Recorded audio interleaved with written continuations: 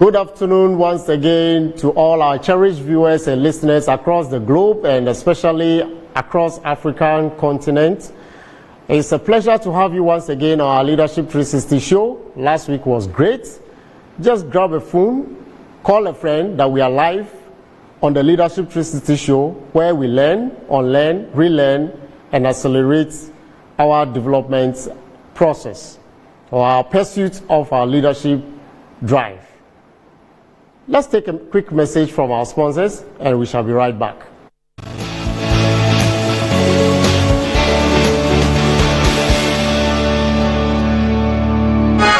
Every now and again, GOIL makes good things happen.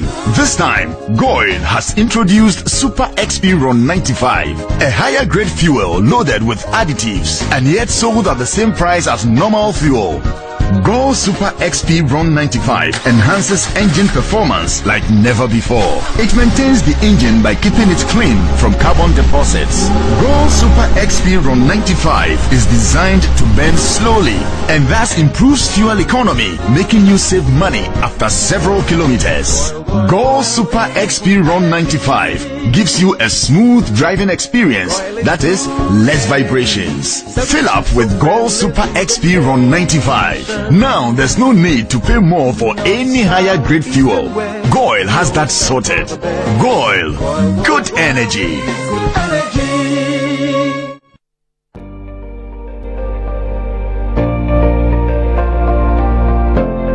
I promise on my honor to be a better leader every day, faithful and loyal to my country, organization and fellow team members, countrymen and women. I pledge myself to remain true to the core values of integrity and self-discipline through my daily choices and actions. My mind is alert, focused at all times. I shall show respect to everyone always and every time. I remain a better leader and team player always. So I pledge.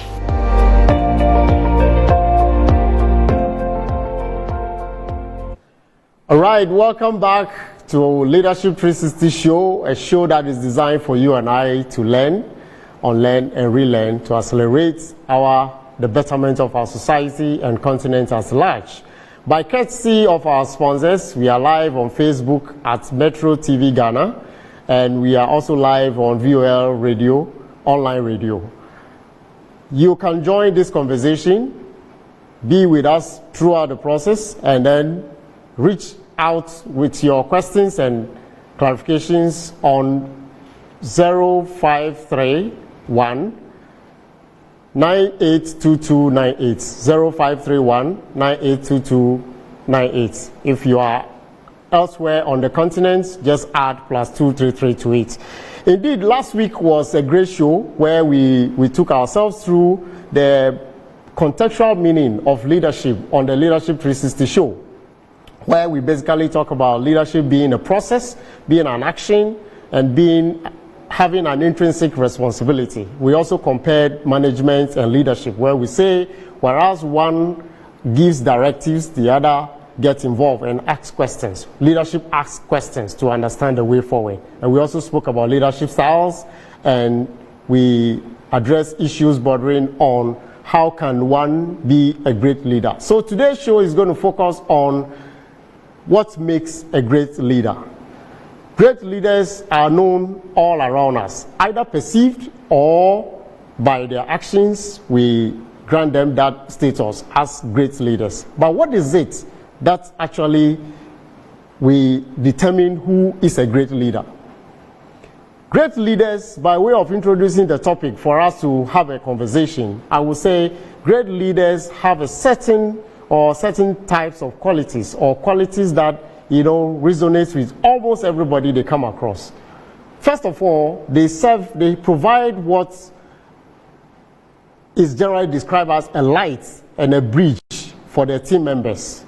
A light on the path and a bridge on the path of their team leaders, of their team members, where they all endeavor to pass through the leader, through his support or her support to attain the goal. That is one of the greatest qualities of leaders, of great leaders. Now, such leaders also have a certain attitude of ensuring that in all their dealings, they focus on we, because he sees himself as part of the team and recognizes everybody as part of the team. Instead of I. He doesn't focus on himself. He takes full responsibility for anything that goes wrong. He remains very composed in very tough times, like the current world we find ourselves in. Right from 2020 up to now, the world has come to a point where everything is so rapidly changing that such leaders are required to remain very composed under all circumstances. So when we talk about great leaders are very much composed. They must have competence, they must have commitment, they must have composure, they must have, the penchant for celebrating progress, regardless of how small it is, and they recognize the potential everybody has. They build strong relationships among the teams so that everybody feels part and parcel of the team. Those are some of the key qualities of a great leader.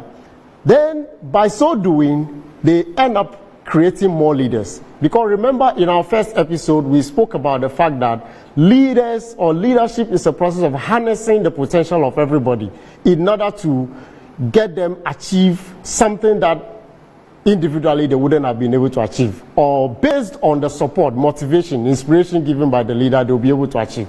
So by so doing, great leaders, ends up creating more leaders, and that is what makes them leaders, because they don't focus on themselves. It's not all about them, it's about others also. You cannot be in a leadership position and think that it's all about you. You must create leaders who will take over after you are gone, or even when you are not on the scene. Somebody should be able to step into your shoes and carry the team through. So great leaders do that. Then, by ensuring that they build more leaders, they act as coaches by asking questions to understand the individuals within their team. Everybody has some potential, some worry at any point in time. Great leaders ask questions. They get to understand. They coach people. They motivate them. They serve as mentors. They serve as coaches in order to ensure that at any point in time, the team members are guided in a way that they remain on that smooth journey towards attainment of the vision or goal. But above all this, they also thrive. They endeavor at any point in time to understand the individual's weaknesses while focusing on the strength. Because there may be a reason why the individual is exhibiting some weaknesses along the line. They try to understand, and they also focus on working on the strength, empowering the individuals to achieve whatever they have in them or whatever the goal is about. But all in all, what makes leaders great is emotional intelligence. Emotional intelligence has to do with understanding their own emotions, the impulses, and that of others, so as to know what to do at any point in time.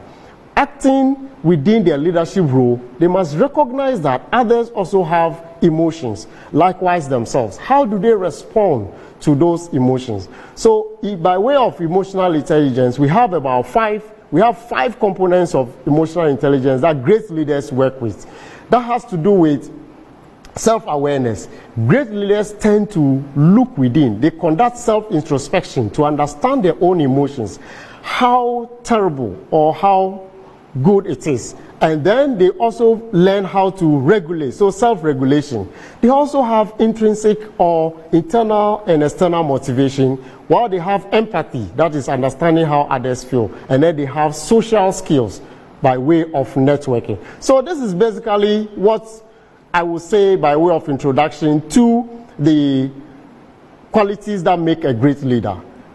But before we continue and open the phone lines for your questions, let's take our Leadership 360 honor code, which enjoins all of us to remain loyal to our countries, to our companies, and our companies as well. Let's take a quick break and we shall be right back.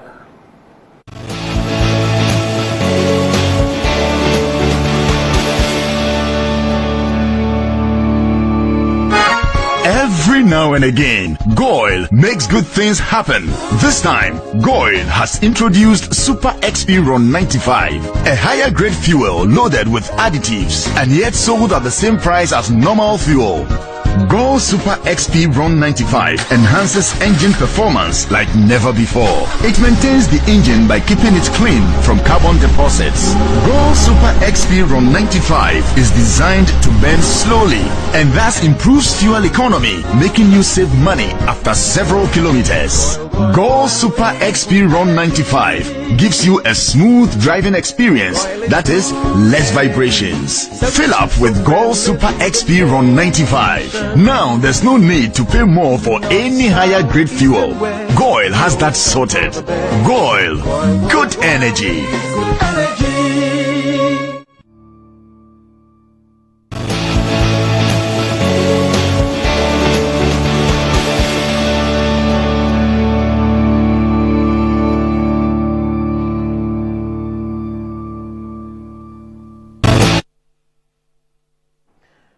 All right, so you're welcome back. As I was saying earlier, I have given an introduction to what makes great leaders. The phone lines are open, 0531 982298, 0531 982298. If you are elsewhere on the continent or on the globe, just add +233 to it and we shall receive your call. The phone lines are open.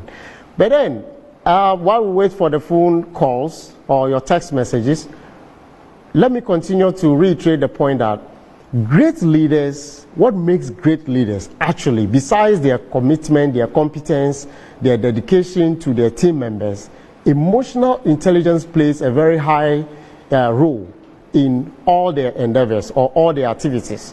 Because let's come to think about it. At the workplace or within your team, somebody, how well do you know your team members? To the extent that even when they come to work every day, you are able to tell whether they are in the right mood or frame of mind to work or not. Great leaders ensure that they get to know each member of their teams, determine their moods at any point in time, because they themselves do some self-introspection to appreciate the mood they find themselves in and how they respond to incidents at the workplace on a daily basis. So emotional intelligence is top of the list when it comes to the qualities of great leaders. Without high degree of emotional intelligence, leaders are always found wanting. So if you want to be a great leader, it is very important, very critical, very significant that you focus on building your emotional intelligence. Now we have our first caller on the line. Good afternoon, Alaji. Good afternoon, sir. How are you? And where are you coming from? I'm fine, thank you. In fact, I'm much enthused about about the leadership. I would like to know, by the way that you have presented, may I know the difference between a leader and a manager? All right, thank you. Last week we did indicate a leader is one who understands the team members, the capabilities within his team, and channel them. So in effect, towards an end or a vision or a goal.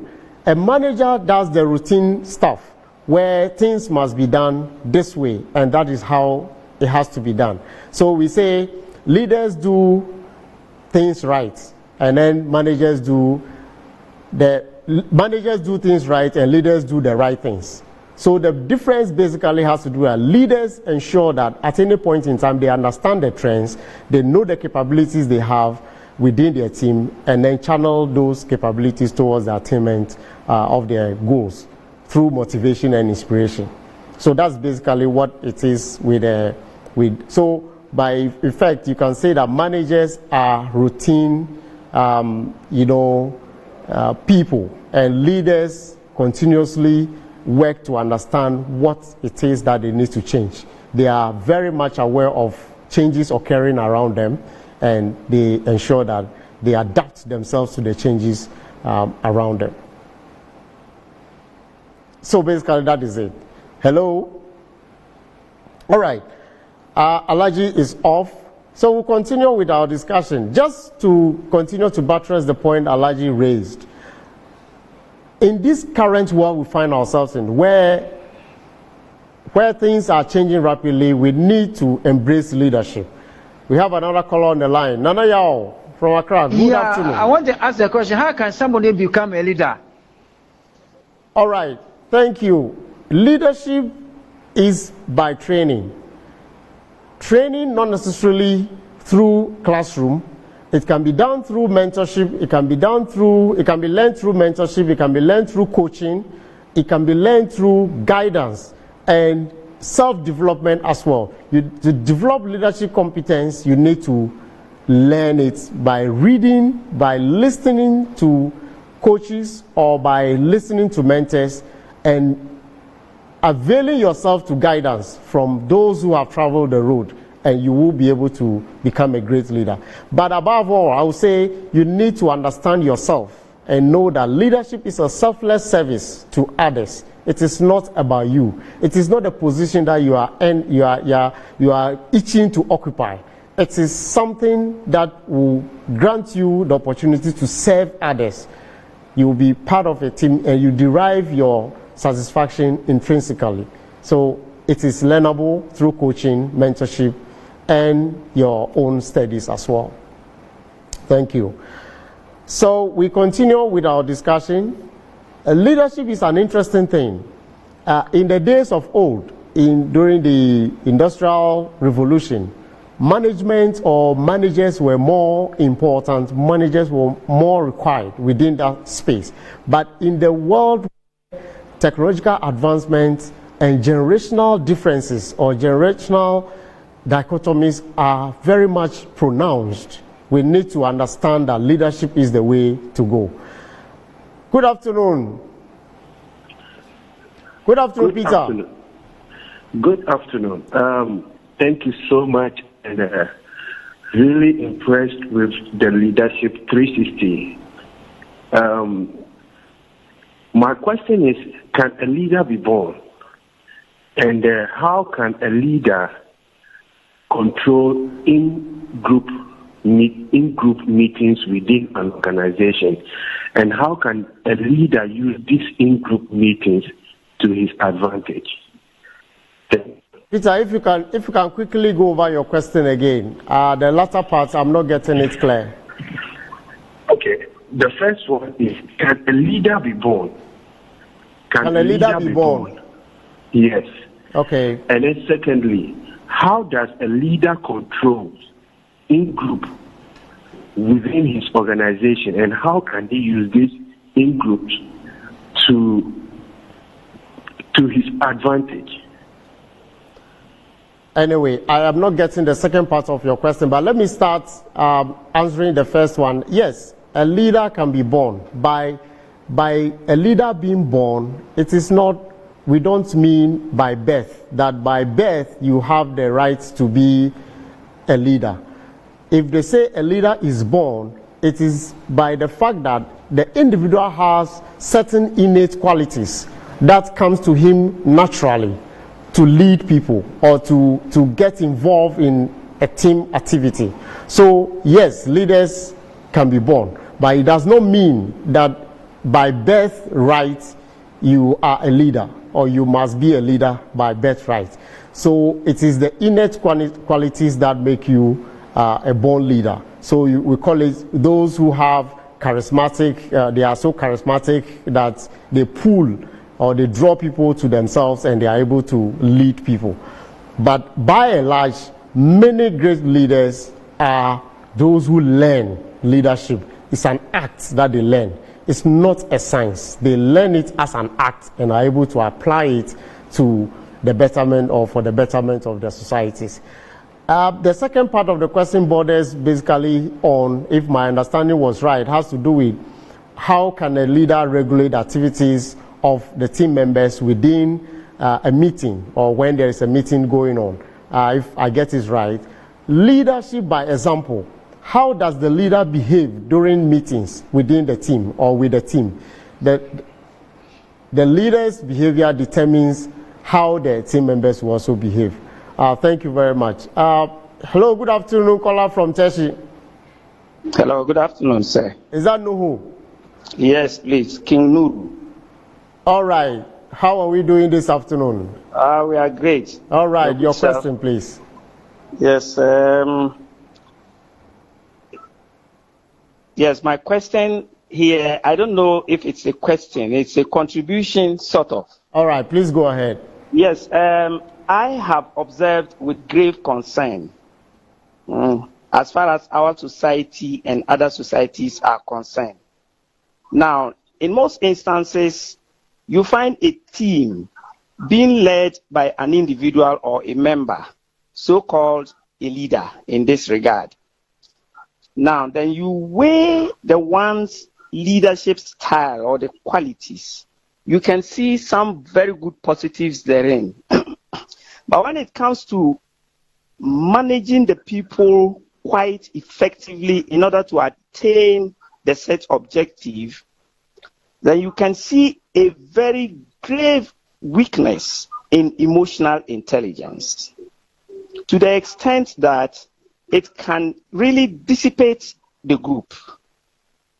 So much so that some group members would have to come closer or come back with cooler heads. Now harness these people once again, manage them by far better than the so-called leader would have done. In that regard, I then see leadership to be one of just an onus that is bestowed on someone based on longevity of service or other such considerations, rather than taking a critical look at the inside out of the supposed leader, so to speak. So I don't know how to fit in this. In that case, who is a leader? Is it that team member who express a better emotional intelligence by bringing back all these team members, leading them to the right path and aiding this failed leader to gain the results? Though, like I said, I think that in most cases, it's just an onus that has fallen on someone based on their experience, so to speak, or other considerations. Well, how do we look at this? I don't know if you are getting me. It's a bit technical. All right, thank you very much. It's a great contribution. I think it speaks to emotional intelligence and the issue of how leaders or team leaders are selected. In our parts of the world, by and large, what gives people the authority to act as leaders is by way of how long they've been around, or by virtue of academic qualification or technical qualification, and then they are placed in certain positions or leadership roles. You said it rightly, that it's in support of my point I made earlier, that without emotional intelligence, you can be as knowledgeable as, you know, the wisest person on earth, yet you will fail at leadership. So emotional intelligence, understanding your own emotions, your impulses, how you respond to disruptions and all that, will help you in a better way to lead people. So leadership is not about, like we said in our first episode, it's not about just the mere fact that you have certain, professional qualifications, then you are qualified to be in a leadership position. You can be placed there, but somebody within the team can act even more better, and then you see everybody gravitating towards that person. So in selecting leaders, we need to be very conscious of their emotional intelligence, level of emotional intelligence, so that at the end of the day, whoever occupies the leadership role can, act in a way that will benefit the team at large. So that is on your contribution. Thank you very much for raising the issue up for all of us. Hello, good afternoon, Sammy. Good afternoon, how are you? I'm fine, thank you. And you? Oh, by this grace. All right. First of all, let me thank you and commend you for this leadership program. I think that has been our problem in this country. Look, a leader is the one who transacts the elementary stage of life when all it's about matters is about I, to the advanced stage of life when all matters is us. But we have leaders who don't understand what societal transformation is. If you're a leader, you have to understand what societal transformation is, so that you can rally all people around you. A leader is not. A leader can be someone who knows nothing, but surround himself with people with requisite knowledge that can help him. To build society. But if you have a leader who thinks he knows all, nobody suggests anything to him, then we have a problem. A leader is one who understands the primary of the well-being of the community or the large society, but not reducing leadership to a certain level. I think, let me commend you again for this program.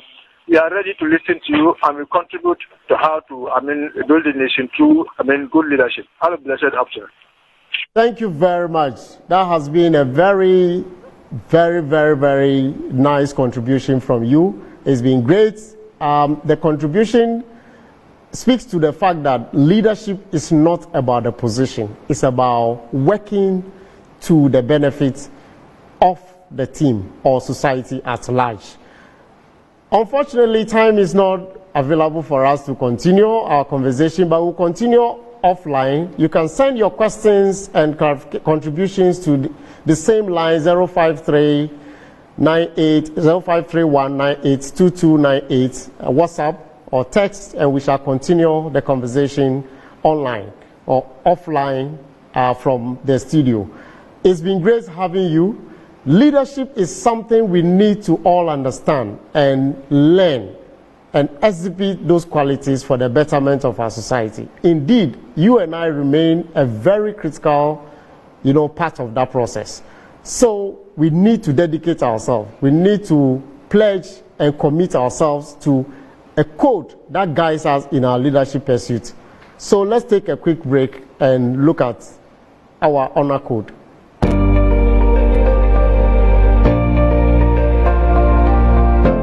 I am a proud and firm African. I will take a stand. I will lead and be the change. Come and take my hand. For the safety, honor, and welfare of my country and company come first. Always and every time. The honor, welfare, and comfort of the people I lead come next. My own ease, comfort, and safety come last, always and every time.